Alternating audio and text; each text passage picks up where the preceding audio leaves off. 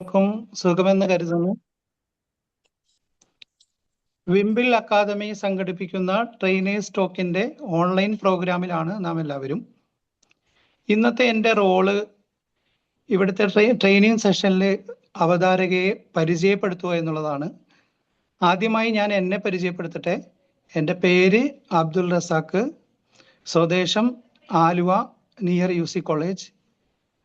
13 വർഷമായിട്ട് ഖത്തറിൽ ജോലി ചെയ്യുന്നു. പ്രൈമറി ഹെൽത്ത് കെയർ കോർപ്പറേഷനിലെ ഹെൽത്ത് ഇൻഫർമേഷൻ മാനേജ്മെന്റ് ഡിപ്പാർട്ട്മെന്റിൽ ഹെൽത്ത് ഇൻഫർമേഷൻ മാനേജ്മെന്റ് സൂപ്പർവൈസറായിട്ട് വർക്ക് ചെയ്യുന്നു. ഫാമിലിയായിട്ട് ഖത്തറിൽ താമസിക്കുന്നു. 2 കുട്ടികൾ. പ്രൊഫഷണൽ ട്രെയിനിങ് കോഴ്സ് കംപ്ലീറ്റ് ചെയ്തവരാണ് ഇതിൽ അവതാരകയായിട്ട് വരാറുള്ളത്. ഞാനും ഈ കോഴ്സിന്റെ ഭാഗമായി ബാച്ച് 22ാമത്തെ ബാച്ചിലെ പാർട്ടിസിപ്പൻ്റ് ആണ്. പ്രൊഫഷണൽ ട്രെയിനിങ് കോഴ്സിനെ കുറിച്ച് ഞാൻ ആദ്യമായി കേൾക്കുന്നത് അർച്ചന മാമിൽ നിന്ന് തന്നെയാണ്. അർച്ചന മാമിൻ്റെ ഒരു ട്രെയിനിങ് സെഷൻ കേൾക്കാൻ സാധിച്ചു. അത് എനിക്ക് വളരെയധികം ഇൻസ്പിറേഷനും മോട്ടിവേഷനുമായി. അങ്ങനെ മാമിനെ പരിചയപ്പെട്ട് മാമാണ് പ്രൊഫഷണൽ ട്രെയിനിങ് കോഴ്സിനെ കുറിച്ച് എനിക്ക് പറഞ്ഞു തരുന്നത്. ഈ കോഴ്സ് ചേർന്നതിന് ശേഷം ജീവിതത്തിൽ ഒരുപാട് മാറ്റങ്ങൾ ഉണ്ടാകാൻ സഹായിച്ചു. നമ്മുടെ പേഴ്സണാലിറ്റി ഡെവലപ്മെന്റ്, നമ്മുടെ കോൺഫിഡൻസ് ബിൽഡപ്പ് ചെയ്യാനും അതുമൂലം നമ്മുടെ ലൈഫ് തന്നെ വളരെയധികം ഒരു ട്രാൻസ്ഫോർമേഷൻ സംഭവിക്കുന്ന രീതിയിലുള്ള ഒരു പ്ലാറ്റ്ഫോമാണ് വിംബിൾ അക്കാദമി നമുക്ക് സഹായകമാവുന്നത്. അതിനെ ഫൈസൽ സാറിൻ്റെ നേതൃത്വത്തിൽ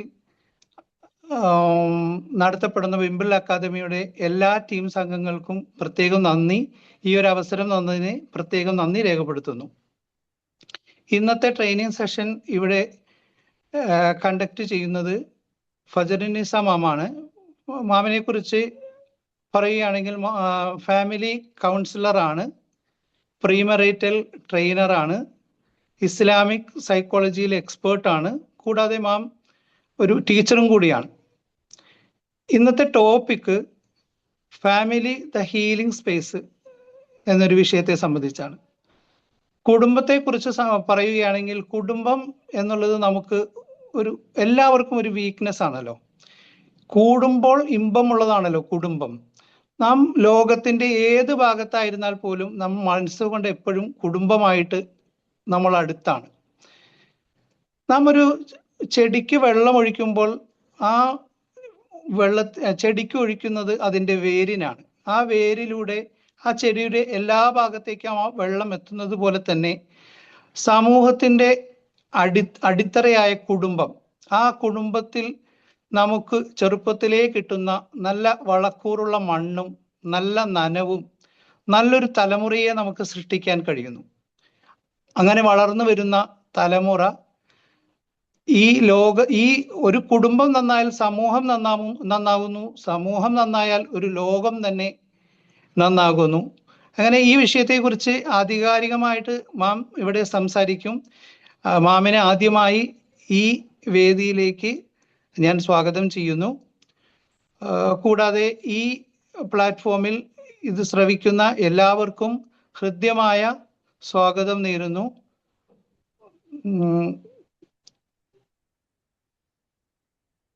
നേരുന്നു. വേദിയിലേക്ക് മാമിനെ ഹൃദ്യമായി ഞാൻ ക്ഷണിക്കുന്നു. നന്ദി, നമസ്കാരം.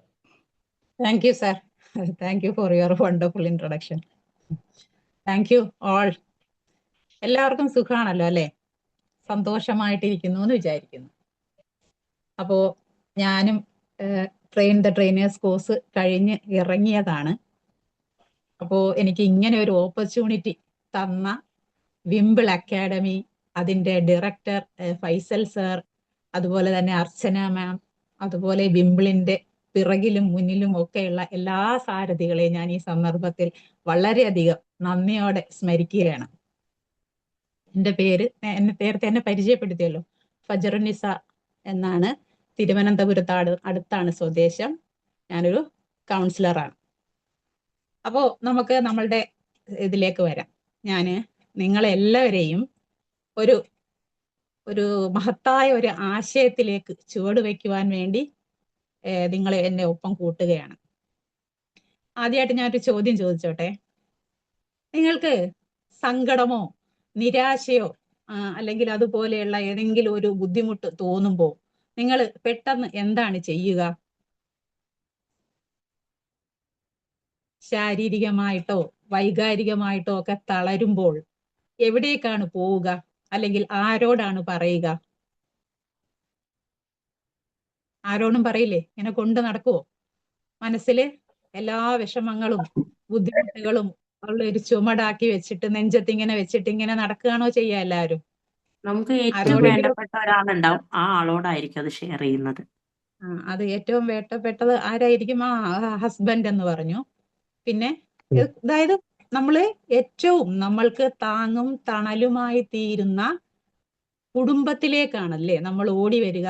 എവിടെയെങ്കിലും ഒക്കെ പോയി നമ്മൾ തളർന്ന് കുഴഞ്ഞ് വരുമ്പോൾ എത്രയും പെട്ടെന്ന് നമ്മൾക്ക് എത്തണം എന്ന് വിചാരിക്കുന്നത് നമ്മളുടെ വീട് തന്നെയാണ്, അല്ലേ?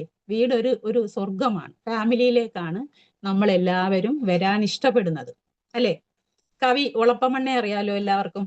കവി ഒളപ്പമണ്ണയുടെ ഒരു 2 വരി ഞാനിവിടെ, എനിക്ക് കവിതകൾ ഭയങ്കര ഇഷ്ടമായതുകൊണ്ടേ കവി ഒളപ്പമണ്ണയുടെ 2 വരി പറയുകയാണേ. ഒക്കെയും കണ്ടു മടങ്ങുമ്പോഴല്ലേ മക്കളെ നിങ്ങൾ അറിഞ്ഞിടുന്നു, നാടായ നാടൊക്കെ കണ്ടുവെന്നാകിലും വീടാണ് ലോകം, വലിയ ലോകം. അപ്പോ നമ്മൾക്ക് എന്ത് അസ്വസ്ഥതകൾ ഉണ്ടാകുമ്പോഴും നമ്മൾക്ക് എന്ത് ബുദ്ധിമുട്ടുകൾ ഉണ്ടാകുമ്പോഴും പറയാൻ എനിക്ക് ഒരാളുണ്ട്, പറയാൻ എനിക്കൊരു സ്പേസ് ഉണ്ട് എന്ന് പറയുന്ന ആ ഒരു കൺസെപ്റ്റ് ഇല്ലേ, അതിലേക്കാണ് ഞാൻ നിങ്ങളെ കൂട്ടിക്കൊണ്ടു പോകാമെന്ന് വിചാരിച്ചത്. അതാണ് നമ്മളുടെ ഫാമിലി, ദ ഹീലിംഗ് സ്പേസ്, എല്ലാ മുറിവുകളും ഉണക്കുന്ന ഇടം. അതാണ് ഞാൻ ഉദ്ദേശിക്കുന്ന വിഷയം എന്ന് പറയുന്നത്. അപ്പോ നമ്മൾ ആ കുടുംബം നേരത്തെ പറഞ്ഞല്ലോ, കുടുംബം എന്ന് പറയുന്നത് സമൂഹത്തിന്റെ ഏറ്റവും ചെറിയ യൂണിറ്റ് ആണ്, അല്ലേ? നമ്മളുടെ കുടുംബം വളരെ ചെറുതാണ്. അതിൽ ഒരുപാട് അംഗങ്ങൾ ഉണ്ടാവും. എങ്ങനെയുള്ള ഒരു അംഗങ്ങളാണ്? അച്ഛനുണ്ടാകും, അമ്മയുണ്ടാകും, മക്കളുണ്ടാകും, ചിലപ്പോൾ മരുമക്കളുണ്ടാകും, ചെറുമക്കളുണ്ടാകും, ചിലപ്പോൾ ഗ്രാൻഡ് പേരൻസ് ഉണ്ടാകും. ഇങ്ങനെ പലതരം ആളുകൾ, വലിപ്പ ചെറുപ്പങ്ങൾ, പ്രായഭേദമന്യേ എല്ലാവരും പല പ്രകൃതക്കാരാണ്, അല്ലെ? നമുക്കറിയാലോ, എല്ലാവരും യുണീക്കാണ്. അപ്പോ അവര് എല്ലാവരും ഒരുമിച്ച് ഒരു കുടക്കീഴിൽ ഒരുമിച്ച് താമസിക്കുമ്പോൾ ആണ് അതൊരു കുടുംബമാകുന്നത്. കുറെ ആളുകൾ ചേർന്ന് ഒരു ബിൽഡിങ്ങിൽ ഒരുമിച്ച് താമസിച്ചാൽ അത് കുടുംബമാകുമോ? ഒരിക്കലും ആകില്ല. പക്ഷെ എന്താണ്, അവിടെ ഇഴയെടുപ്പങ്ങൾ ഉണ്ടാകും, നല്ല ബോണ്ടിങ് ഉണ്ടാകും, അല്ലെ?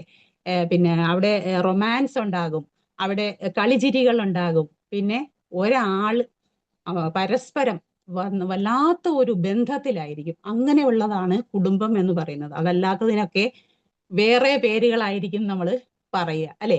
അപ്പോൾ നമ്മൾ സ്നേഹം, കരുണ, അനുകമ്പയും അനുസരണവും ക്ഷമയും സംതൃപ്തിയും ബഹുമാനവും കൃതജ്ഞതയും ഷെയറിങ്ങും കെയറിങ്ങും ഇതെല്ലാം നമ്മൾ പഠിക്കുന്നത് എവിടെ നിന്നാണ്? നമ്മളുടെ കുടുംബത്തിൽ നിന്നാണ്, അല്ലെ? നമ്മുടെ ഏറ്റവും അടുത്ത അമ്മയിൽ നിന്നും അച്ഛനിൽ നിന്നുമൊക്കെയാണ് മാനുഷിക മൂല്യങ്ങളായ ഈ ഗുണങ്ങളൊക്കെ നമ്മൾ പഠിക്കുന്നത്. ഒരിക്കൽ ഒരു സെലിബ്രിറ്റിയോട് ഒരു ഇന്റർവ്യൂവർ ചോദിച്ചു, താങ്കൾ ഒരുപാട് രാജ്യങ്ങളൊക്കെ സന്ദർശിച്ചിട്ടുള്ള ആളാണല്ലോ, അപ്പോ താങ്കൾക്ക് ഇതിൽ ഏത് യാത്രയായിരുന്നു ഏറ്റവും സന്തോഷകരമായി തോന്നിയിട്ടുള്ളത് എന്ന് ചോദിച്ചപ്പോൾ അദ്ദേഹം പറഞ്ഞു, അതെ, ഞാൻ ഒരുപാട് യാത്രകൾ ചെയ്തിട്ടുണ്ട്, ധാരാളം സ്ഥലങ്ങൾ സന്ദർശിച്ചിട്ടുണ്ട്, അതൊക്കെ തന്നെ ഞാൻ ഒരുപാട് ആസ്വദിക്കുകയും സന്തോഷിക്കുകയും ഒക്കെ ചെയ്തിട്ടുണ്ട്. പക്ഷേ എന്നെ ഏറ്റവും സന്തോഷിപ്പിച്ച യാത്ര എന്ന് പറയുന്നത് ഏതാണെന്നറിയുമോ? അദ്ദേഹം പറഞ്ഞു, എവിടെ പോയാലും തിരിച്ച് എൻ്റെ വീട്ടിലേക്കുള്ള യാത്രയാണ് ഞാൻ ഏറ്റവും കൂടുതൽ ആസ്വദിച്ചിട്ടുള്ളത് എന്നാണ് പറഞ്ഞത്. അപ്പോ എത്ര ചെറിയ വീടിനെയും സ്വർഗതുല്യമാക്കാനും എത്ര വലിയ വീടിനെയും നരകമാക്കി മാറ്റാനും അവിടെ താമസിക്കുന്നവർക്ക് കഴിയുമല്ലേ? അങ്ങനെയാണല്ലോ. അപ്പോൾ നമ്മൾ താമസിക്കുന്ന ഒരു കോൺക്രീറ്റ് ബിൽഡിംഗ് അല്ല അവിടെ ഉദ്ദേശിക്കുന്നത്. പിന്നെ അവിടെ താമസിക്കുന്ന ആളുകളുടെ മാനസിക അവസ്ഥയാണ് നമ്മൾ ഉദ്ദേശിക്കുന്നത്. അപ്പോൾ ഒരാളുടെ മൈൻഡ് സെറ്റ് ഒരാളുടെ മൈൻഡ് സെറ്റ് എന്ന് പറയുന്നത് എല്ലാവരെയും ബാധിക്കും. അതിന് ദേഷ്യമാണെങ്കിലും ശരി, സങ്കടമാണെങ്കിലും ശരി, സന്തോഷമാണെങ്കിലും ശരി, എല്ലാ അംഗങ്ങളും അത് അനുഭവിക്കും. ഞാനൊരു ചെറിയ കഥ പറയാം. ഒരു അറബി കഥയാണേ. അവിടെ ഒരു ഫാമിലിയിൽ ഒരു ഭാര്യയും ഒരു ഭർത്താവും 4-5 വയസ്സായ ഒരു കുഞ്ഞുമാണുള്ളത്. ഭർത്താവ് ഒരു IT പ്രൊഫഷണലാണ്. അദ്ദേഹം പോകുന്ന സമയത്ത്, ഒരു ദിവസം ഓഫീസിലേക്ക് പോകുന്ന സമയത്ത് പറഞ്ഞു, ഇന്ന് ഞാൻ നേരത്തെ വരും, നമുക്കിന്നൊരു പുറത്ത് പോയിട്ട് ഫുഡൊക്കെ കഴിക്കാം, ഒരു സിനിമയൊക്കെ കാണാം, നീ റെഡിയായി നിൽക്കണം, സാധാരണ വരുന്നതിൽ നിന്ന് നേരത്തെ ഞാൻ വരാം എന്ന് പറഞ്ഞു. അദ്ദേഹം അങ്ങനെ പോയി. ഭാര്യയ്ക്കും ഭയങ്കര സന്തോഷമായി. കാര്യം കുറെ നാളായിട്ട് അവര് ഹസ്ബൻഡിന്റെ ഈ ജോലി തിരക്ക് കാരണം എങ്ങോട്ടും പോകാൻ പറ്റാത്ത ഒരവസ്ഥയിലായിരുന്നു. അപ്പോ വിചാരിച്ചതുപോലെ അല്ലല്ലോ നമ്മളുടെ കാര്യങ്ങൾ എപ്പോഴും നടക്കുക. ഓഫീസിൽ അദ്ദേഹത്തിന് വളരെ മോശം ദിവസമായിരുന്നു. പല കാരണത്തിന് 2 പ്രാവശ്യം അദ്ദേഹത്തിന്റെ ബോസ് ക്യാബിനിലേക്ക് വിളിപ്പിക്കുകയും ഭയങ്കരമായിട്ട് വഴക്ക് പറയുകയും ചെയ്തു. ഒരു പ്രാവശ്യം അദ്ദേഹം സബ്മിറ്റ് ചെയ്ത പ്രോജക്റ്റ് ഒക്കെ എടുത്ത് വലിച്ചെറിയുകയൊക്കെ ചെയ്തു. കാരണം അതിൽ എന്തൊക്കെയോ കറക്ഷൻസ് ഒക്കെ വന്നു. അപ്പം അത് ഇന്ന് തന്നെ സബ്മിറ്റ് ചെയ്യണം എന്ന് സ്ട്രിക്റ്റ് ആയിട്ട് അദ്ദേഹം പറഞ്ഞു. അദ്ദേഹത്തിന്റെ മൂഡ് കംപ്ലീറ്റ് പോയി. അയാള് അവിടെ കുത്തിയിരുന്നു. ഇതൊക്കെ ശരിയാക്കാനൊക്കെ തുടങ്ങി. അപ്പോൾ സാധാരണ ഓഫീസിൽ നിന്ന് ഇറങ്ങുന്നതിലും വളരെ വൈകിട്ടാണ് അദ്ദേഹത്തിന് വീട്ടിലേക്ക് പോകാൻ കഴിഞ്ഞത്. ആകെ മനസ്സ് കലുഷിതമാണ്, ഭയങ്കര ഫ്രസ്ട്രേറ്റഡ് ആണ്, ദേഷ്യവും സങ്കടവും ഒക്കെ ഉണ്ട്. അങ്ങനെ തിരിച്ച് ഇതെല്ലാം കൂടെ ആയിട്ടാണ് വീട്ടിലേക്ക് വരുന്നത്. വീട്ടിൽ വന്നു വൈഫിനോട്, കാരണം നമുക്ക് നമ്മളെക്കാൾ താഴ്ന്നവരോടാണല്ലോ ദേഷ്യം പ്രകടിപ്പിക്കാൻ പറ്റുക.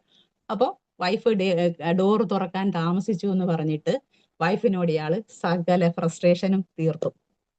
ഭാര്യ നമ്മളെ പോലെയൊക്കെയുള്ള ഭാര്യയാണല്ലോ, ഇങ്ങനെ പെട്ടെന്ന് ഒരാൾ നേരത്തെ വരാൻ ഒരുങ്ങി നിൽക്കൂ എന്നൊക്കെ പറഞ്ഞിട്ട് നേരത്തെ വന്നതും ഇല്ല, ലേറ്റായി വരികയും ചെയ്തു, എന്നിട്ട് ഭയങ്കരമായിട്ട് ചൂടാവുകയും ചെയ്യാണ്. അപ്പോൾ അതേ നാണയത്തിൽ ഭാര്യയും തിരിച്ചടിച്ചു. പിന്നത്തെ കാര്യം പറയണ്ടല്ലോ, അവിടെ വലിയൊരു വഴക്കായി. അപ്പോൾ രണ്ടുപേരും 2 മൂലയിൽ ഇങ്ങനെ ഇരിക്കുകയാണ്. ഇതൊന്നും അറിയാത്ത കുട്ടി അന്ന് സ്കൂളിൽ നിന്ന് നല്ലൊരു ബട്ടർഫ്ലൈയെ വരച്ചപ്പോൾ മാം ഒരു സ്റ്റാർ ഒക്കെ വരച്ച് ഗുഡൊക്കെ ഇട്ട് കൊടുത്തു. അപ്പൊ കുട്ടി ഈ ഇതും കൊണ്ട് അമ്മയുടെ അടുത്തേക്ക് ഓടി വന്നു, അമ്മയോട് ചേർന്ന് നിന്നിട്ട് ഇത് കാണിച്ചു. അമ്മ എന്ത് ചെയ്തു? അമ്മയുടെ ഫ്രസ്ട്രേഷൻ മുഴുവനും കുട്ടിയുടെ അടുത്തേക്ക് കൈപിടിച്ച് തള്ളി ബുക്കൊക്കെ എടുത്ത് ദൂരേക്ക് കളഞ്ഞു. അങ്ങനെ ചെയ്തു. കുട്ടി ആകെ കരഞ്ഞ് വിഷമിച്ചിട്ട് ഈ ബുക്കും എടുത്തുകൊണ്ട് അവളുടെ റൂമിലേക്ക് പോകുമ്പോഴാണ് അവളുടെ പെറ്റായിട്ടുള്ള കുഞ്ഞി പൂച്ച ഇവളുടെ അടുത്തേക്ക് വന്നത്. അപ്പൊ അവൾക്കും ദേഷ്യം എന്ന് പറയുന്ന വികാരം ഉണ്ടല്ലോ. അവൾ എന്ത് ചെയ്തു? ഈ പൂച്ചയ്ക്ക് നല്ലൊരു ചവിട്ട് കൊടുത്തു. പൂച്ച കരഞ്ഞുകൊണ്ട് ഓടിപ്പോയി. ഏതായാലും ആ വീട്ടില് വേറെ അംഗങ്ങളാരും ഇല്ലാത്തത് കൊണ്ട് ഈ കഥ ഇവിടെ അവസാനിക്കുകയാണ്. ഞാൻ നിങ്ങളോടൊരു ചോദ്യം ചോദിക്കുകയാണ്. ഇവിടെ പൂച്ചയെ ചവിട്ടിയത് ആരാണ്? പറയാൻ പറ്റുമോ ആരാണ്? അച്ഛനാണ് കാരണം. അച്ഛനാണ് പൂച്ചയെ ചവിട്ടിയത്. എങ്ങനെ? അമ്മയാണ് കാരണം. അമ്മയാണ് കാരണം. ബോസ് അല്ലേ കാരണം? ബോസ് ആണ് കാരണം. ബോസ് ഫാമിലി മെമ്പർ അല്ല, ഒരു ഔട്ട്സൈഡർ ആണ്. അപ്പോ നമുക്ക് ആ കഥയിലേക്ക് ഒന്ന് തിരിച്ചു വരാം. ശരിക്കും ഈ കഥയുടെ പേര് അങ്ങനെ തന്നെയാണ് കേട്ടോ, പൂച്ചയെ ചവിട്ടിയത് ആരാണെന്ന്. ഇതിൽ ഏതെങ്കിലും ഒരാൾ, ഭാര്യയോ ഭർത്താവോ ദേഷ്യപ്പെടാതെ ഇരുന്നെങ്കിൽ അത് നല്ല സ്മൂത്തായി പോകുമായിരുന്നു അല്ലേ? അപ്പോ ഭർത്താവ് വീട്ടിൽ ഇങ്ങനെ നമുക്ക് പറയാൻ പറ്റില്ലല്ലോ, നമ്മളുടെ കൺട്രോളിലല്ലാതെ പല കാര്യങ്ങളും സംഭവിക്കും. ഓഫീസിൽ പ്രശ്നമായി, അദ്ദേഹം സിറ്റ് ഔട്ടിൽ കയറും മുമ്പ് ഈ ദേഷ്യവും ഫ്രസ്ട്രേഷനും ഒക്കെ അവിടെ വെച്ചിട്ട് വേണമെങ്കിൽ മിണ്ടാതെ ഇരിക്കാം. മിണ്ടാതെ വന്നിരിക്കുന്നു. അപ്പോ അവിടെ പ്രശ്നം വലുതായിട്ടൊന്നും ഉണ്ടാവില്ല. വൈഫ് വന്നിട്ട് വേണമെങ്കിൽ ചോദിക്കാം, എന്തു പറ്റി, പോകുന്നില്ലേ പുറത്തേക്ക്? അപ്പൊ ഇല്ല, ഞാൻ ഇന്ന് ആകെ ഫ്രസ്ട്രേറ്റഡ് ആണ്, എനിക്ക് ഇങ്ങനെ ചില പ്രശ്നങ്ങൾ ഉണ്ടായി എന്ന് പറഞ്ഞാൽ അവിടെ തീരാവുന്നതേ ഉള്ളൂ. ഇനി പോട്ടെ, ഹസ്ബൻഡാണ്, പുറത്തുനിന്ന് ഭയങ്കര പ്രഷറൊക്കെ ഉണ്ടാകും, വർക്ക് ലൈഫൊക്കെ അങ്ങനെയാണ് എന്ന് വിചാരിച്ചിട്ട് ചൂടായി എന്ന് വെക്കുക. അപ്പൊ എന്ത് ചെയ്യാ? ഡോറ് തുറന്നു, ഹസ്ബൻഡ് ഭയങ്കരമായിട്ട് ഷൗട്ട് ചെയ്തു. അപ്പൊ ഭാര്യ എന്ത് വിചാരിക്കണം? ഓ, സാധാരണ ഇദ്ദേഹം ഇങ്ങനെ അല്ലല്ലോ, ഇന്നെന്തോ കാര്യമായിട്ട് പറ്റിയിട്ടുണ്ട്, മൗനമാണ് നല്ലത് എന്ന് വിചാരിച്ചിട്ട് മിണ്ടാതിരിക്കാം, അദ്ദേഹത്തിനെ കുറച്ച് സമയത്തേക്ക് വെറുതെ വിടാം, എന്നിട്ട് വേണമെങ്കിൽ ഒരു നല്ല ഒന്നാം തരം ഒരു കാപ്പിയൊക്കെ ഇട്ട് അടുത്ത് കൊണ്ട് ചെന്നിരുന്നിട്ട് ഒന്ന് ചേർത്ത് പിടിച്ചിട്ട് ഇന്ന് എന്താ പറ്റിയത്, സാധാരണ ഇങ്ങനെ അല്ലല്ലോ എന്ന് ചോദിക്കാം അല്ലേ? അപ്പോഴും വേണമെങ്കിലും നമുക്ക് ആ ഫ്രസ്ട്രേഷൻ അവിടെ തീരും. അപ്പൊ ഇങ്ങനെ വല്ലാത്ത ഒരു ദിവസമായിരുന്നു ഇന്ന് എനിക്ക്. ആകെ ഞാൻ ബുദ്ധിമുട്ടി പോയി. സാരമില്ല, നമുക്ക് ഇനി ഒരു ദിവസം പോകാം എന്ന് പറയും. പക്ഷെ ഇവിടെ ശരിക്കും വിക്ടിം ആയത് ആരാണ്? ആ കുഞ്ഞാണ്. ഈ കുഞ്ഞിന് ഇതൊന്നും അറിയില്ല. ഈ അച്ഛന്റെയോ അമ്മയുടെയോ ഫ്രസ്ട്രേഷനോ അവരുടെ ഇമോഷൻസോ മനസ്സിലാക്കാനുള്ള പ്രായം അവിടെ എത്തിയില്ല.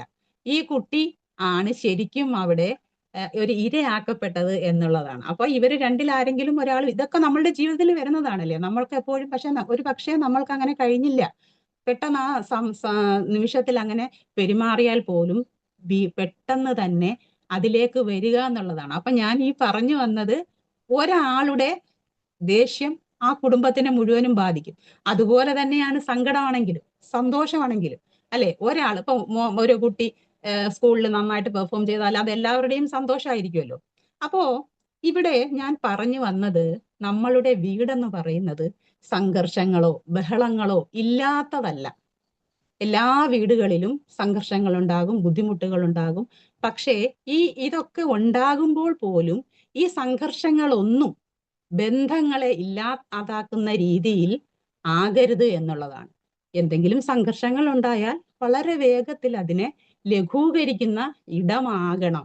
ഹീലിംഗിന്റെ ഒരു പ്രോസസ് അവിടെ നടക്കണം. അപ്പോഴാണ് വീട് വീടാകുന്നത്. ഇത് ഞാൻ പറഞ്ഞതുപോലെ ഹീലിംഗ് സ്പേസ് ആവുന്നത്. സ്വാഭാവികമാണല്ലേ വഴക്കും ബഹളവും എന്നൊക്കെ പറയുന്നത്. അത് കഴിയുമ്പോൾ ബന്ധങ്ങൾ കൂടുതൽ ദൃഢതയോടെ, സ്നേഹത്തോടെ, കാരുണ്യത്തോടെ ഊഷ്മളമാകണം എന്നുള്ളതാണ്. അപ്പോ സാധാരണ നമ്മൾ പറയാറുണ്ട്, വീട് ഒരു കൊട്ടാരമാക്കുന്നതിലല്ല കാര്യം, അതില് ഒരു സ്വർഗം പണിയുന്നതിലാണ്. അപ്പൊ ഈ സ്വർഗം പണിയണമെങ്കിൽ കുടുംബാംഗങ്ങൾ എല്ലാവരും വിചാരിക്കണം, അല്ലേ? ഒരാൾ വിചാരിച്ചാൽ മതി സ്വർഗം നരകമാകാൻ. അപ്പോ എല്ലാവർക്കും ഈ ഒരു മാനസികാവസ്ഥ ഉണ്ടാക്കിയെടുക്കാൻ കഴിയണം എന്നുള്ളതാണ്.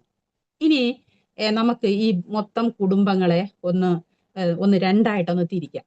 അതിൽ നിങ്ങൾ ഏത് കുടുംബത്തിലാണ് വരുന്നത്, അതല്ലെങ്കിൽ ഏത് കുടുംബമാണ് നമ്മൾക്ക് ആക്കേണ്ടത് എന്ന് നിങ്ങൾ സ്വയം ഒന്ന് വിലയിരുത്താം. നമുക്ക് എല്ലാവർക്കും കൂടെ ചേർന്നിട്ടൊന്ന് വിലയിരുത്താം. 2 തരം കുടുംബങ്ങൾ, ഒന്ന് വൂണ്ടഡ് ഹോമാണ്, ഒന്ന് ഹീലിംഗ് ഹോം. അപ്പൊ ഈ വൂണ്ടഡ് ഹോം എന്ന് പറഞ്ഞാൽ എന്താണ്? ആ വേർഡ് പോലെ തന്നെയാണ്. മുറിവേറ്റ കുറെ ഹൃദയങ്ങളായിരിക്കും ആ വീട്ടില് ഉണ്ടാവുക. അവിടെ എന്താണ്? പരസ്പരം അറിയുന്നില്ല, പരസ്പരം കുറ്റപ്പെടുത്തുകയാണ്. എപ്പോൾ നോക്കിയാലും വിമർശനങ്ങളും കുറ്റപ്പെടുത്തലുകളും, യാതൊരുവിധ റെസ്പെക്റ്റ് ഇല്ലാത്ത സംസാരവും. അച്ഛൻ അമ്മയെ റെസ്പെക്റ്റ് ഇല്ല, അമ്മയ്ക്ക് ഭർത്താവിനെ റെസ്പെക്റ്റ് ഇല്ല, മക്കളെയും റെസ്പെക്റ്റ് ഇല്ല, മക്കൾക്ക് മാതാപിതാക്കളെ റെസ്പെക്റ്റ് ഇല്ല.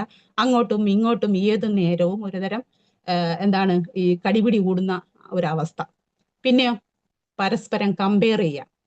ഭാര്യ പറയും, അയലത്തെ വീട്ടിൽ അദ്ദേഹത്തിനെ നോക്കൂ, അയാൾ മാസം തോറും പിന്നെ ഔട്ടിങ്ങിന് പോകുന്നു, അല്ലെങ്കിൽ പ്രസന്റേഷൻ വാങ്ങിക്കൊടുക്കുന്നു, ഇവിടെ ഒരാളുണ്ട്, എന്തിനു കൊള്ളാം, ഇതൊക്കെ ഒരു അച്ഛനാണോ എന്ന് മക്കള്, ഇതെന്തൊരു അമ്മയാണ് എന്ന് കുട്ടികളെ പേടിപ്പിച്ച് മുള്ളിന്റെ മുനയിൽ ഇങ്ങനെ ഒരു വട്ടം വരച്ച് അതിൽ നിർത്തുന്ന മാതാപിതാക്കൾ. കുട്ടികൾക്ക് അവരുടെ ഫീലിങ്സ് തുറന്നു പറയാൻ പറ്റുമോ? ഇങ്ങനെ പേടിയാണ് മക്കൾക്ക്, ഒന്നും പറയാൻ പറ്റില്ല. അപ്പൊ സ്കൂളിലെങ്ങാണം എന്തെങ്കിലും ഒരു വഴക്കോ പ്രശ്നമോ ഉണ്ടാക്കി, അപ്പോൾ അങ്ങനെ വരുമ്പോ എന്ത് ചെയ്യും? കുട്ടികൾക്ക് വന്നത് വീട്ടിൽ പറയാൻ തോന്നും? ഒരിക്കലും പറയാൻ പറ്റില്ല. അപ്പോ ഇങ്ങനെ പരസ്പരം കുറ്റപ്പെടുത്തുകയും പേടിപ്പിച്ച് നിർത്തുകയും ചെയ്താൽ അവരുടെ ഫീലിങ്സ് അവർക്ക് തുറന്നു പറയാൻ പറ്റില്ല. അപ്പൊ അവരെന്ത് ചെയ്യും? പറയാൻ പറ്റുന്ന ഇടത്തേക്ക് പോകും. അതാണ് സംഭവിക്കുക. അപ്പോ നമ്മള് കുട്ടികളെ പേടിപ്പിച്ച, ഞാൻ എൻ്റെ അടുത്ത വീട്ടിലെ ഒരു അനുഭവം ഞാൻ പറയാം. ഒരു കുട്ടി, ചെറിയ കുട്ടിയാണ്, എൻ്റെ മോൻ്റെ കൂടെയൊക്കെ കളിക്കാൻ വരുമായിരുന്നു. അവന് ഒരു ദിവസം ഇവിടെ നിന്ന് കളിച്ചൊക്കെ പോയതിന് ശേഷം ഒരു 2-3 ദിവസം കഴിഞ്ഞപ്പോൾ എൻ്റെ അടുത്തുള്ള അവർ പറഞ്ഞു, ഇങ്ങനെ ഉണ്ണിക്കുട്ടൻ ഇവിടെ വന്ന് കളിച്ചിട്ട് പോയിട്ട് അവൻ്റെ കണ്ണിൽ മണ്ണ് വീണു, ഹോസ്പിറ്റലിൽ കൊണ്ടുപോയപ്പം എന്തോ പ്രശ്നമൊക്കെ ഉണ്ട് എന്ന് പറഞ്ഞു, 2-3 ദിവസമായിട്ട് ഹോസ്പിറ്റലിലാണ് എന്ന് പറഞ്ഞു. ഞാൻ ആ വീട്ടിലേക്ക് ചെന്നപ്പോൾ ആ കുട്ടിയുടെ കണ്ണ് കണ്ടപ്പോൾ ശരിക്കും എൻ്റെ കണ്ണൊക്കെ നിറഞ്ഞിങ്ങനെ വെള്ളം വന്നു. കാരണം ഭയങ്കര ബ്ലഡ് സ്റ്റെയിൻ ആയിട്ടിരിക്കുകയാണ് കണ്ണ്, നല്ല സ്വെല്ലിങ്ങും ഒക്കെ ഉണ്ട്. എന്താ മോനെ പറ്റിയത് എന്ത് ചോദിച്ചു? ഞാൻ ചോദിച്ചു, അന്ന് കളിച്ചപ്പോൾ മണ്ണ് വീണോ? എന്നിട്ടിപ്പോൾ എൻ്റെ മോനൊന്നും പറഞ്ഞില്ലല്ലോ എന്നൊക്കെ ഇങ്ങനെ പറഞ്ഞപ്പോൾ ആ പാറു പറഞ്ഞു, ചേച്ചി കള്ളം അല്ലാതെ ഒന്നും പറയൂല, എന്നോട് പറഞ്ഞത് മണ്ണ് വീണു എന്നാണ്. അപ്പൊ ഞാനത് അത്ര കാര്യമാക്കിയില്ല, വെച്ചുകൊണ്ടിരുന്നു. പിറ്റേന്നായപ്പോഴത്തേക്കും കണ്ണിന് ഇങ്ങനെ വെള്ളം വരാനൊക്കെ തുടങ്ങി, വേദന എന്ന് പറഞ്ഞപ്പോഴേ ഞാൻ തൊട്ടടുത്തുള്ള ഒരു ഹോസ്പിറ്റലിൽ കൊണ്ടുപോയി. അവിടെ കൊണ്ടു ചെന്നപ്പോഴാണ് ഡോക്ടർ പറയുന്നത്, ഇത് മണ്ണ് വീണതല്ല, നിങ്ങൾ ഐ സ്പെഷ്യലിസ്റ്റിനെ കാണിക്കാൻ പറഞ്ഞു. അപ്പൊ ഇവിടെ അടുത്ത് മെഡിക്കൽ കോളേജ് ഉണ്ട്. അവിടെ മെഡിക്കൽ കോളേജിൽ കാണിച്ചപ്പോൾ അവര് തിരുവനന്തപുരം ഐ ഹോസ്പിറ്റലിലേക്ക് റെഫർ ചെയ്തു. ഐ ഹോസ്പിറ്റലിൽ ചെന്നപ്പോഴാണ് പറയുന്നത്, പിന്നെ കോർണിയയ്ക്കൊക്കെ കേട് വന്നു പോയിട്ടുണ്ട്, ഇത് എന്തോ കാര്യമായ സാധനം കൊണ്ട് കണ്ണിലേക്ക് കുത്തി കയറിയതാണ് എന്ന് പറഞ്ഞു. അപ്പോ ഏതായാലും കുട്ടിയുടെ കണ്ണിന്റെ കാഴ്ച പോയി. അപ്പൊ ഞാൻ അവനോട് ചോദിച്ചു, എന്താണ് മോനെ പറ്റിയതെന്ന്, സത്യം പറയുമോ ആന്റിയോടെന്ന് ചോദിച്ചപ്പോ പറഞ്ഞു, ആന്റി അത് അവിടുന്ന് കളിച്ചിട്ടൊക്കെ വന്നു കഴിഞ്ഞിട്ട് ഇവൻ അനിയത്തിയെ പറ്റിക്കാൻ വേണ്ടി കട്ടിലിനടിയിലേക്ക് കയറി. അപ്പോ പെട്ടെന്ന് കാണുമല്ലോ, കട്ടിലടിയിലേക്ക് നോക്കിയാലും പെട്ടെന്ന് കാണാതിരിക്കാൻ വേണ്ടിയിട്ട് ഒരു കുടയെടുത്തവൻ നിവർത്തിയതാണ്. നിവർത്തിയപ്പോ ആ കുടയുടെ അറ്റത്തെ കമ്പി ഇവന്റെ കണ്ണിലേക്ക് കൊണ്ടു കയറി. ഇവൻ അമ്മയെ പേടിച്ചിട്ട് മിണ്ടിയില്ല. അന്നത്തെ ദിവസം അങ്ങനെ കഴിഞ്ഞു. പിറ്റേന്നായപ്പോ ഇവന് സഹിക്കാൻ പറ്റാത്ത വേദനയായപ്പോഴാണ് ഇത് പറയുന്നത്. പക്ഷെ സത്യം പറഞ്ഞാൽ അമ്മ അടിക്കും എന്നുള്ളത് കൊണ്ട് അവൻ പറഞ്ഞു കണ്ണിൽ മണ്ണ് വീണതാണ്. അപ്പൊ അമ്മയും അത് അത്ര കാര്യമാക്കിയില്ല. അപ്പൊ ഞാൻ ചോദിച്ചു, എന്റെ പൊന്നുമോനെ, നിനക്ക് അമ്മയോട് സത്യം പറഞ്ഞുകൂടായിരുന്നു? അപ്പൊ അന്ന് രാത്രി തന്നെ കൊണ്ടുപോകില്ലായിരുന്നു? പറഞ്ഞു, അമ്മയോട് സത്യം പറയാൻ പറ്റില്ല, സത്യം പറഞ്ഞാലും അമ്മ വിശ്വസിക്കില്ല, എന്നെ നന്നായിട്ട് അടിക്കും. ഞാൻ ചോദിച്ചേടാ, ഒരു അടിയാണോ നിനക്ക് ഇത്ര പേടി? നീ ഇത്രയും വേദന സഹിച്ചില്ലേ? അപ്പൊ പറയണേ, ആന്റിക്ക് അറിയാത്തതുകൊണ്ടാണ്, അമ്മയുടെ അടിക്ക് ഇതിനേക്കാളും വേദനയാണ്, അമ്മ നന്നായിട്ട് അടിക്കും എന്ന് പറഞ്ഞിട്ട് സത്യം പറയായിരുന്നു. ആ കുട്ടിയുടെ കാഴ്ച പോയി. 6ാം ക്ലാസ്സിൽ, ഇപ്പൊ 9ാം ക്ലാസ്സിലായി തോന്നുന്നു. പക്ഷെ ഒന്ന് ആലോചിച്ച് നോക്കൂ, ഒരു കുട്ടിയുടെ കണ്ണിന്റെ കാഴ്ച നഷ്ടപ്പെടുന്ന ഒരവസ്ഥ. അപ്പൊ ഞാൻ പറഞ്ഞു വന്നത്, നമ്മളുടെ വികാരങ്ങളെ പ്രകടിപ്പിക്കണമെങ്കിൽ നമ്മൾക്ക് ഏറ്റവും അടുത്തുള്ളവരോടെ അത് പറ്റുള്ളൂ. അതല്ലെങ്കിൽ ഈ കുട്ടികൾ അവരുടെ ഫ്രസ്ട്രേഷനിലായിരിക്കും അവർ വളർന്നു വരുന്നത് തന്നെ. ഒരു പിന്നെ ഗ്രോത്ത് ഇല്ലാതെ, ഒരു കോൺഫിഡൻസ് ഇല്ലാതെയൊക്കെ ആയിരിക്കും വളർന്നു വരിക. അപ്പോൾ ഇങ്ങനെ കുട്ടികൾക്ക് ഉണ്ടാകുന്ന ട്രോമയായിട്ട് അവർ വളർന്നു വന്നാൽ നാളെ ഈ കുട്ടികൾ തന്നെയാണല്ലോ ഒരു കുടുംബം ആവുന്നത്. അപ്പൊ ആ കുട്ടികൾ എങ്ങനെയായിരിക്കും ആ കുടുംബത്തിൽ പെരുമാറുന്നത്? അങ്ങനെ നമ്മൾ പലതും ആലോചിക്കണം. ഓരോ പ്രാവശ്യവും നമ്മൾ നമ്മളുടെ വീട്ടിലൊരു പ്രശ്നങ്ങൾ ഉണ്ടാകുമ്പോൾ എത്രയും വേഗം അതിനെ ഇല്ലാതെയാക്കാൻ വേണ്ടിയിട്ട് എല്ലാവരും ശ്രമിക്കുക എന്നുള്ളതാണ്. ഇതാണ് വൂണ്ടഡ് ഹോമിന്റെ ഒരു ഇത്. ഇനി നമുക്ക് ഹീലിംഗ് ഹോമിലേക്ക് വന്നാലോ. നേരത്തെ പറഞ്ഞതുപോലെ വൂണ്ടഡ് ഹോമിന്റെ നേരെ ഓപ്പോസിറ്റ് ആയിരിക്കുമല്ലോ ഹീലിംഗ് ഹോം എന്ന് പറയുന്നത്. പരസ്പരം കേൾക്കുന്നു, മനസ്സിലാക്കുന്നു, അവരുടെ ഫീലിങ്സ് തുറന്നു പറയാൻ പറ്റുന്നു, എന്തെങ്കിലും പ്രശ്നം ഉണ്ടായാൽ, തെറ്റുകൾ ഉണ്ടായാൽ അത് തിരുത്തുന്നു, ഇനി ക്ഷമ ചോദിക്കേണ്ടി വന്നാൽ ക്ഷമ ചോദിക്കുന്നു. അത് മാത്രമല്ല, എന്തെങ്കിലും തെറ്റ് വന്നാൽ അതിൽ നിന്ന് പാഠം ഉൾക്കൊള്ളണം എന്നുള്ള ആ ഒരു പിന്നെ ഇത് അവർ പഠിച്ചെടുക്കുകയും ചെയ്യും. കുട്ടികളും അതെ, മുതിർന്നവരും അതെ. അപ്പൊ അങ്ങനെ വികാരങ്ങൾ പറയുകയും മനസ്സ് തുറന്ന് സംസാരിക്കാൻ ആളുണ്ടാവുകയും എനിക്ക് എന്തും പറയാനുള്ള സ്വാതന്ത്ര്യം എൻ്റെ വീട്ടിലുണ്ട് എന്ന് വിചാരിക്കുകയും ചെയ്യുമ്പോഴാണ് നമ്മളുടെ എല്ലാ കാര്യവും, കുട്ടി സ്കൂളിൽ എന്തെങ്കിലും ഉണ്ടായാലും ഓടി വന്ന് പറയാൻ പറ്റും. ചില പ്രശ്നങ്ങളൊക്കെ, ഇപ്പോഴത്തെ കാലത്തൊക്കെ പ്രശ്നങ്ങളൊക്കെ കുട്ടികൾ പറയാതിരുന്നാല് കാലാകാലം അതൊരു ട്രോമയായി മാറും. അപ്പൊ അതുപോലെ തന്നെ എന്തെങ്കിലും തെറ്റ് സംഭവിച്ചാല് സോറി പറയാനുള്ള ഒരു മാനസികാവസ്ഥ, വിട്ടുകൊടുക്കാനുള്ള വിശാലത, ഇതൊക്കെ നമ്മൾ ശരിക്കും വീടുകളിൽ നിന്ന് പഠിക്കേണ്ടതാണ്. അതുപോലെ കുഞ്ഞുങ്ങളുടെ എന്തെങ്കിലുമൊക്കെ ചെറിയ ആഘോഷങ്ങൾ, ചെറിയ വിജയങ്ങൾ വരുമ്പോഴും അതിനെ നമ്മൾ ആഘോഷിക്കണം. അപ്പോഴാണ് കുട്ടികൾക്ക്, അതുപോലെ പരാജയം ഉണ്ടെങ്കിലും പരാജയത്തിൽ അതിൽ നിന്ന് പാഠം ഉൾക്കൊള്ളുക എന്ന്, പരാജയപ്പെടാനും പഠിക്കണമല്ലോ. ഇന്നത്തെ കാലത്ത് വിജയം മാത്രം പോരല്ലോ. അപ്പോൾ അങ്ങനെ ബൗണ്ടറിയുടെ ആവശ്യകത എന്താണെന്ന് മനസ്സിലാക്കി കൊടുക്കാം. പരാജയങ്ങളിൽ നിന്ന് പാഠം ഉൾക്കൊള്ളാനുള്ള പ്രാപ്തി അവർക്ക് ഉണ്ടാക്കിയെടുക്കാം. ഇങ്ങനെ ഒക്കെ ആകുമ്പോഴാണ് നമ്മളുടെ ജീവിതം സുന്ദരമാകുന്നത്. നിങ്ങൾ കേട്ടിട്ടില്ലേ, life is beautiful when there are restrictions and boundaries. ആവശ്യത്തിനുള്ള റെസ്ട്രിക്ഷൻസും ബൗണ്ടറീസും ഒക്കെ നമ്മളുടെ വീടുകളിൽ ഉണ്ടാവണം. ബൗണ്ടറീസും റെസ്ട്രിക്ഷൻസും പാടാണ്, അതൊക്കെ വല്ലാത്ത ബുദ്ധിമുട്ടാണ്, അതുകൊണ്ട് എനിക്ക് കുടുംബജീവിതമോ മാരിറ്റൽ ലൈഫോ ഒന്നും ഞാൻ ഇഷ്ടപ്പെടുന്നില്ല എന്ന് പറയുന്നവരോട് നമ്മൾക്ക് നമ്മൾ റോഡിലേക്കൊക്കെ സഞ്ചരിക്കുന്നവരാണല്ലോ, നിങ്ങൾ ട്രാഫിക് റൂൾസ് ഒക്കെ ഫോളോ ചെയ്യുന്നവരല്ലേ?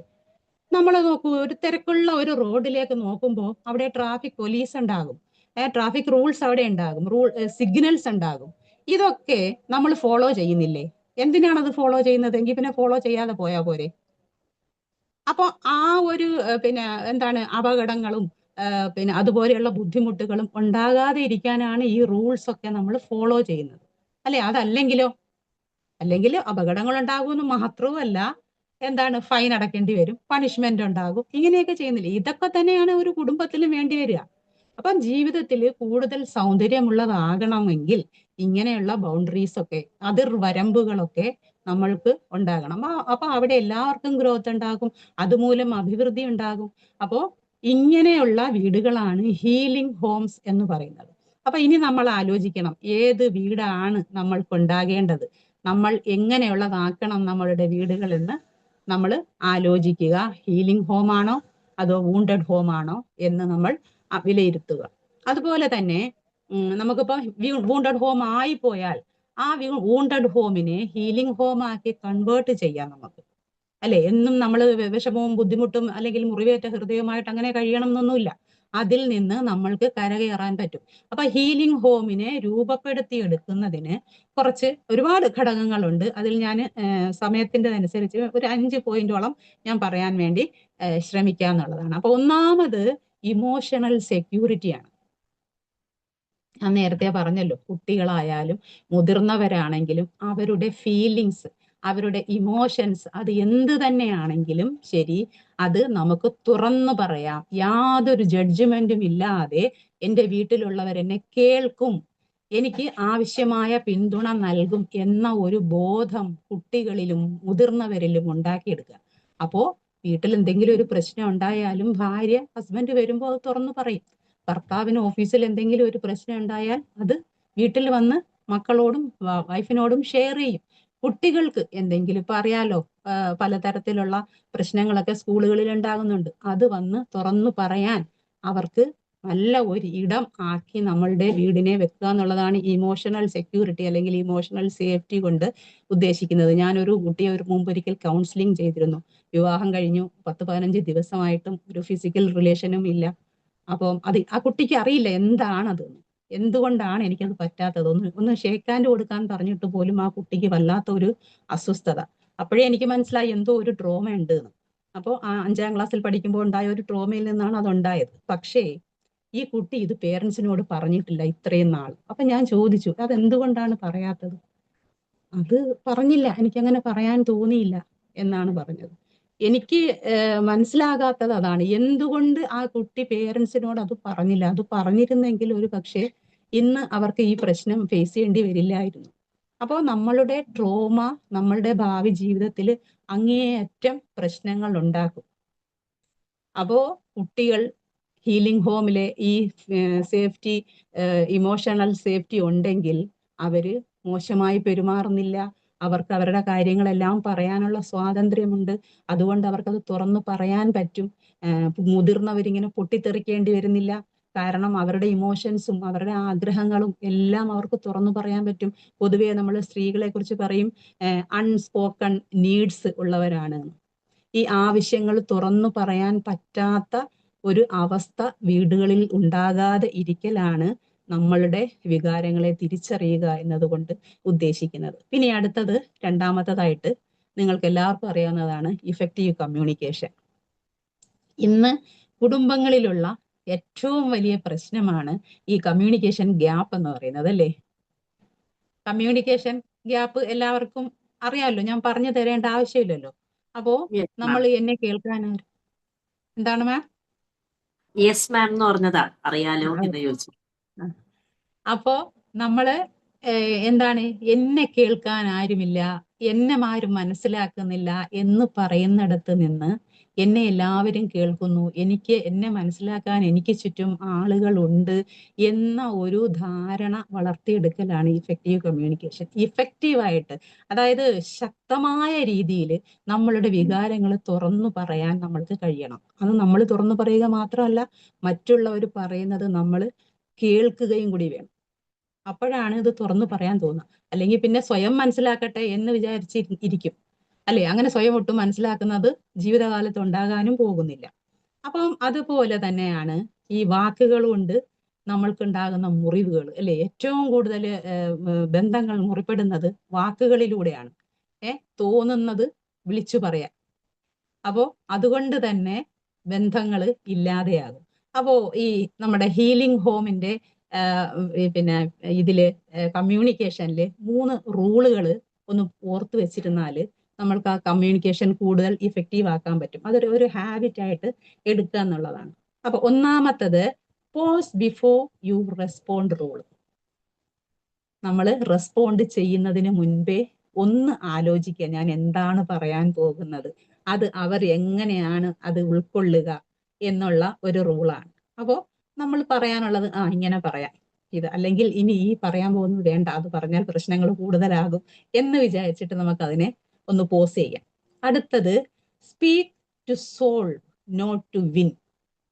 നമ്മൾ ഈ ചാനൽ ചർച്ചകളൊക്കെ കാണാറുണ്ടല്ലോ, മറ്റേ ആളിനെ അടിച്ചിരുത്തുന്ന രീതിയിൽ പറയുകയാണ് അവരുടേത്. അതല്ലാതെ നമ്മളുടെ വാദം പറഞ്ഞ് അതാണ് ശരി എന്ന് ഇതാക്കലല്ല. അതിനേക്കാൾ ഉപരി എനിക്ക് ജയിക്കണം എന്നുള്ളതാണ്.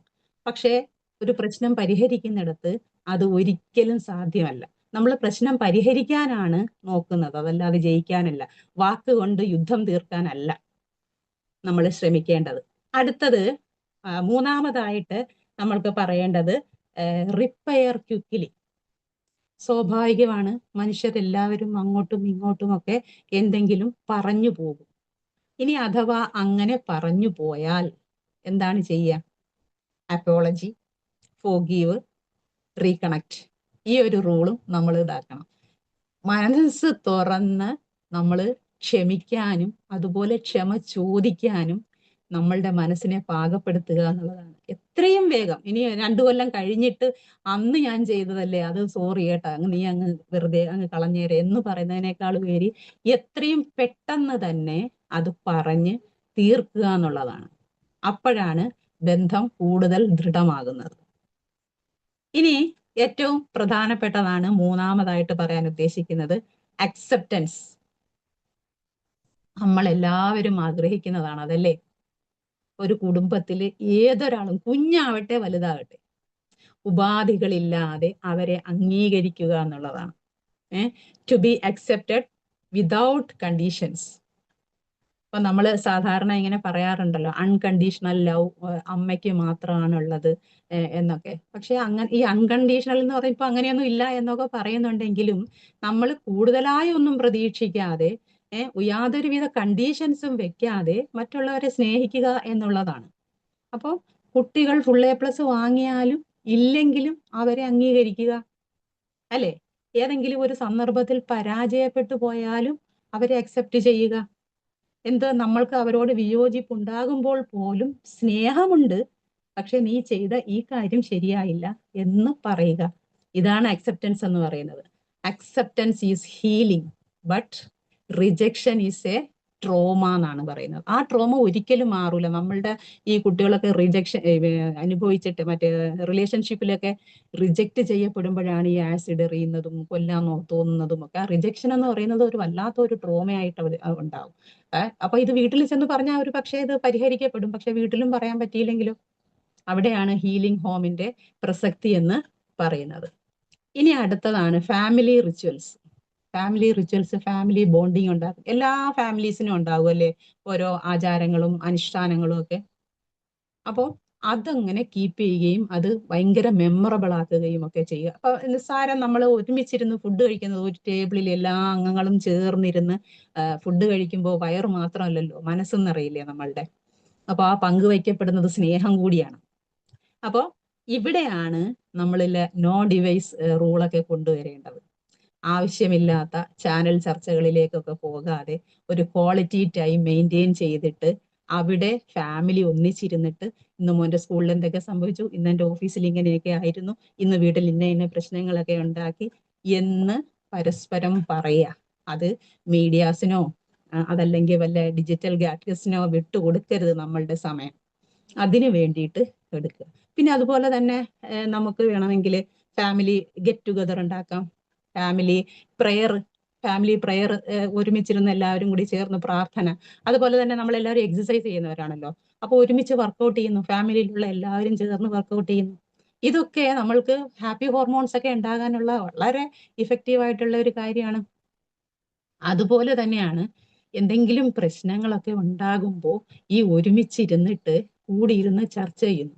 ഇങ്ങനെ ഉണ്ടായി, അപ്പൊ നീ ഇങ്ങനെ പറഞ്ഞു, അതെനിക്ക് ഭയങ്കര വിഷമമായി, അതുകൊണ്ട് നിങ്ങൾ രണ്ടാളും അങ്ങോട്ടും ഇങ്ങോട്ടും സോറി പറയുക, ക്ഷമിക്കുക, അവസാനം ഒന്ന് ആലിംഗനം ചെയ്യുക.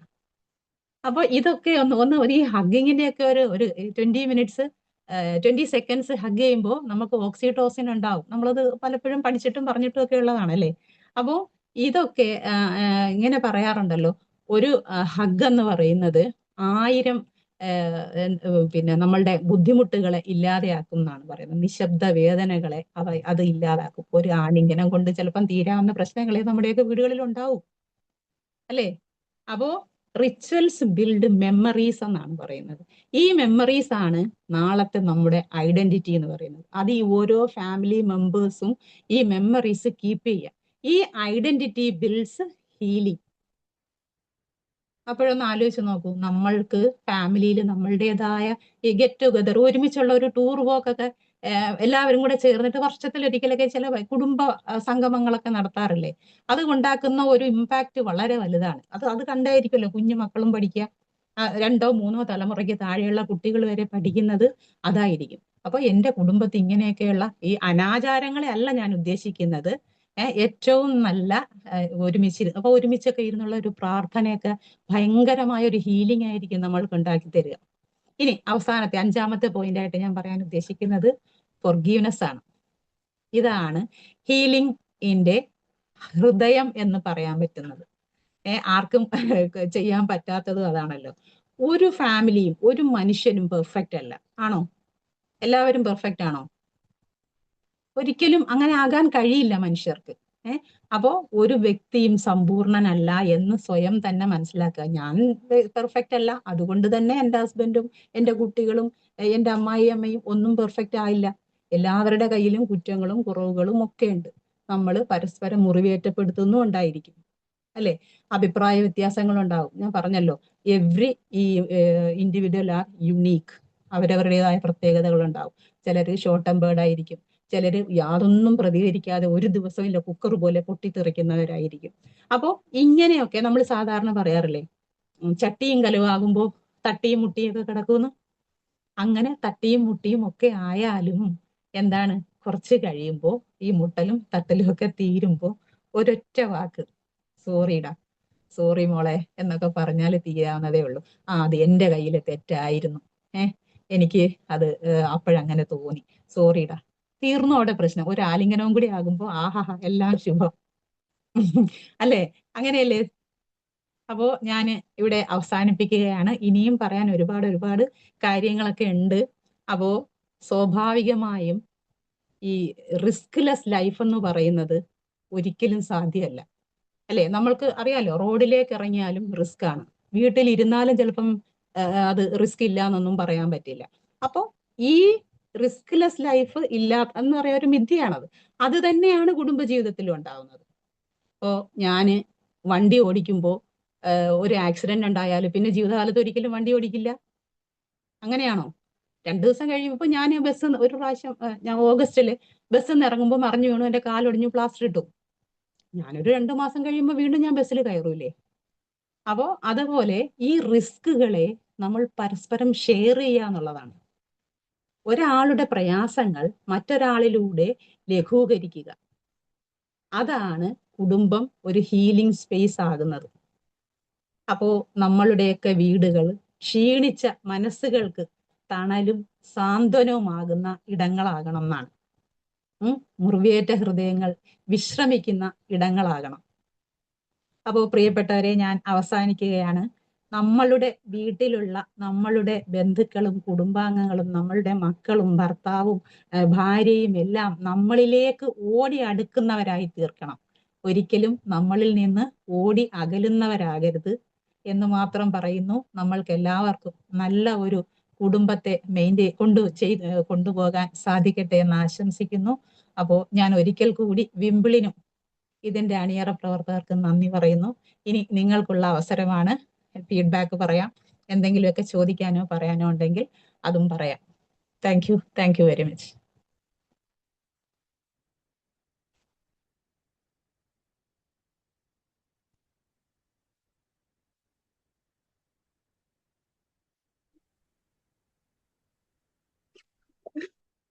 ആർക്കെങ്കിലും ഇതിൽ എന്തെങ്കിലും ആഡ് ഓൺ ചെയ്യാനോ അല്ലെങ്കിൽ ഇത് കേൾക്കുമ്പോൾ മനസ്സിലേക്ക് കടന്നു വരുന്ന എന്തെങ്കിലും ഒരു അനുഭവമോ എന്തെങ്കിലും ഉണ്ടെങ്കിൽ ഷെയർ ചെയ്യാം.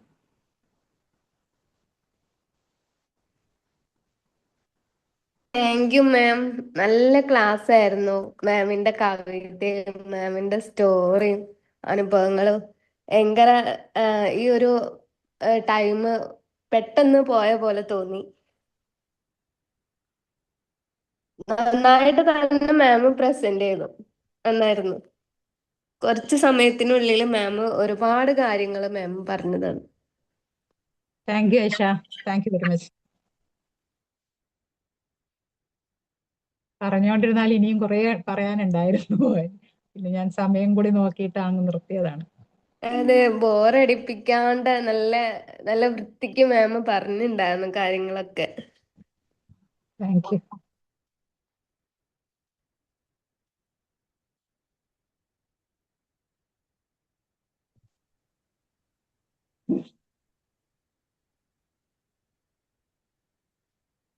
Good evening, ma'am. Wonderfully evening. presented. നല്ല ഫ്ലോയിലായിരുന്നു. ശരിക്കും വിംബിളിനെ കൺഗ്രാജുലേറ്റ് ചെയ്യുന്നു. ഒരു നല്ലൊരു ട്രെയിനർ ഫോമായി വന്നിരിക്കുന്നു. Topic was very nice. നമ്മളുടെ ഒരു സൊസൈറ്റിക്ക് വെരി ഇമ്പോർട്ടൻ്റ് ആണ് ഒരു ഫാമിലി.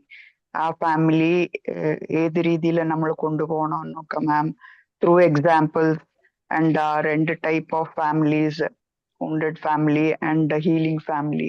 So healing families ആണ് നമുക്ക് സൊസൈറ്റിക്കുള്ള നീഡ് എന്നുള്ളത് വളരെ നല്ല രീതിയിൽ മാം പ്രസന്റ് ചെയ്തു. Once again congratulations. Keep going മാം.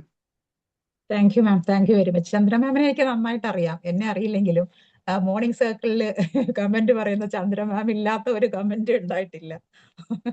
അതുകൊണ്ട് എനിക്ക് നന്നായിട്ട് അറിയാം മാമിനെ. Thank you. എന്നെ കൊണ്ട് സപ്പോർട്ട് ചെയ്യാൻ പറ്റുന്നതും we need all these things. I M thankful that I landed in വിംബിൾ. അതിന്റെ നന്ദി വിംബിളിനാണ് തീർച്ചയായിട്ടും. Yeah. Well done, ma'am. Thank you, ma'am. Thank you so much. Good evening, Fajresa ma'am. Good evening, sir. എനിക്ക് നല്ലൊരു class ആയിരുന്നു. ഇന്നത്തെ സൊസൈറ്റിക്ക് ഇന്നത്തെ വളരെ ആവശ്യമായ ഒരു കാര്യമാണ്, അല്ലെ? നമ്മുടെ ജീവിതത്തിലെ ഏറ്റവും വലിയ അടിസ്ഥാനമായ ഒരു ഘടകമാണ് കുടുംബം എന്ന് പറയുന്നത്, അല്ലെ? അവിടെ പാളിച്ചകൾ സംഭവിച്ചാൽ എല്ലായിടവും നമുക്ക് പാളിച്ചകൾ സംഭവിക്കും. പ്രത്യേകിച്ച് ഇന്ന് വരുന്ന തലമുറകൾക്ക് ഒരു കുട്ടിയുടെ ആദ്യത്തെ വിദ്യാഭ്യാസം ആരംഭിക്കുന്നത് തന്നെ, അല്ലെ, ഒരു യൂണിവേഴ്സിറ്റി തന്നെ കുടുംബമാണ്. അവിടെ നിന്ന് കിട്ടുന്നതാണ് അത് ആദ്യ പാഠം. മാം വളരെ വ്യക്തമായി ഓരോ കാര്യങ്ങളും കഥകൾ വഴിയിൽ കൂടെയും ആരാണ് ആ കഥ എനിക്ക് വളരെ ഇഷ്ടപ്പെട്ടു. ആ പൂച്ചയുടെ പറഞ്ഞ ആരാണ് പൂച്ചയ്ക്ക് പ്രശ്നം ഉണ്ടാക്കിയത്, അല്ലെങ്കിൽ എവിടുന്നാണ് ആ ഫ്രസ്ട്രേഷൻ ഉണ്ടായത്, അല്ലെ? അതെല്ലാം കണക്റ്റഡ് ആണ്. ഇതൊക്കെ ചെറിയൊരു ഉദാഹരണമാണെങ്കിലും ഇന്നും നമ്മുടെ ജീവിതത്തിൽ, അല്ലെ, നമ്മുടെ കുടുംബത്തിൽ സംഭവിച്ചുകൊണ്ടിരിക്കുന്ന കാര്യങ്ങളാണ്. ആ കഥയിലും പല രീതിയിലും സംഭവിച്ചുകൊണ്ടിരിക്കുന്നത്. അപ്പം നമ്മൾ ആ ഓരോ നിമിഷങ്ങളും അതെങ്ങനെ ഹാൻഡിൽ ചെയ്യുന്നു എന്ന് പറഞ്ഞ പോലെ ഇരിക്കും, അല്ലെ? ഇപ്പൊ ഹസ്ബൻഡിന് വേണമെങ്കിൽ അത് നല്ലോണം ഹാൻഡിൽ ചെയ്താൽ അവിടെ ഒന്നും സംഭവിക്കത്തില്ലായിരുന്നു. ആ ഒരു ഫ്രസ്ട്രേഷനാണ് കണക്റ്റഡ് ആയിട്ട് പോയത്. അപ്പം നമ്മള് ആ ഓരോ നിമിഷവും നമ്മൾ ബുദ്ധിപരമായി, അല്ലെങ്കിൽ എൻ്റെ ഫ്രസ്ട്രേഷൻ ഞാൻ എങ്ങനെ ഹാൻഡിൽ ചെയ്യണം, എൻ്റെ കുടുംബം എങ്ങനെ ഭദ്രതയോട് കൊണ്ടുപോകണമെന്ന് നമ്മൾ ഓരോരുത്തരും, ആ കുടുംബത്തിൽ ജീവിക്കുന്ന ഓരോ വ്യക്തികളുടെയും കയ്യിലാണ് ഇരിക്കുന്നത്. ഇത് വൺ വേ അല്ലല്ലോ ജീവിതം എന്ന് പറയുന്നത്. അപ്പം മാം വളരെ വ്യക്തമായി ഓരോ കാര്യങ്ങൾ പറഞ്ഞു. നല്ലൊരു കേൾക്കാനൊരു ഇമ്പം ഉണ്ടായിരുന്നു. കൂടുമ്പോൾ ഇമ്പമാണ് കുടുംബം എന്ന് പറഞ്ഞ പോലെ മാമിന്റെ ഈ ടോപ്പിക്കും ആ പ്രസന്റേഷനും വളരെ ഇമ്പത്തോടു കൂടി മാം പ്രസന്റ് ചെയ്തു. Thank you so much. Thank you sir, thank you very much.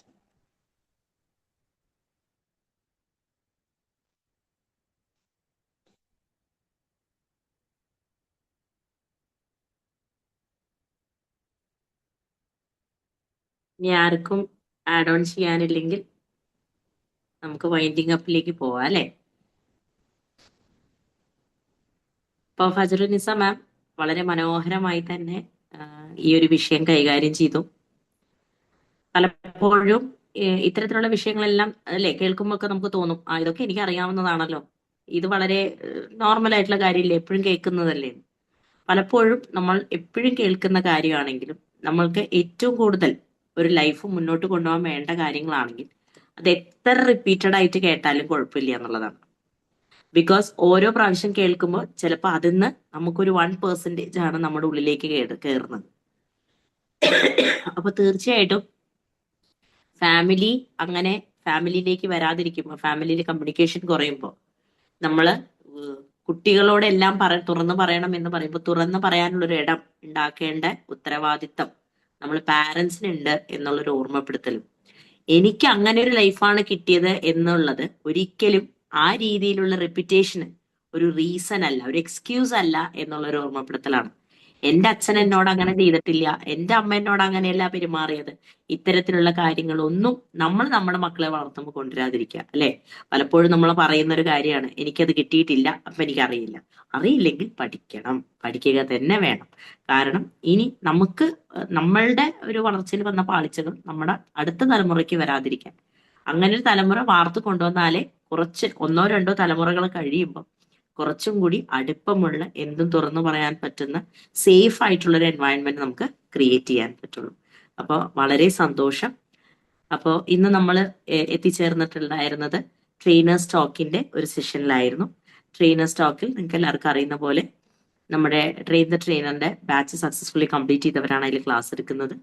So ഇന്ന് ക്ലാസ് എടുത്ത ഫജ്റുന്നിസ മാമിനും അതുപോലെ മാമിന് ഇൻട്രോ പറഞ്ഞ് റസാഖ് സാറിനും വളരെ മനോഹരമായി തന്നെ ഒരു ഇൻട്രോ നമുക്ക് തന്നു.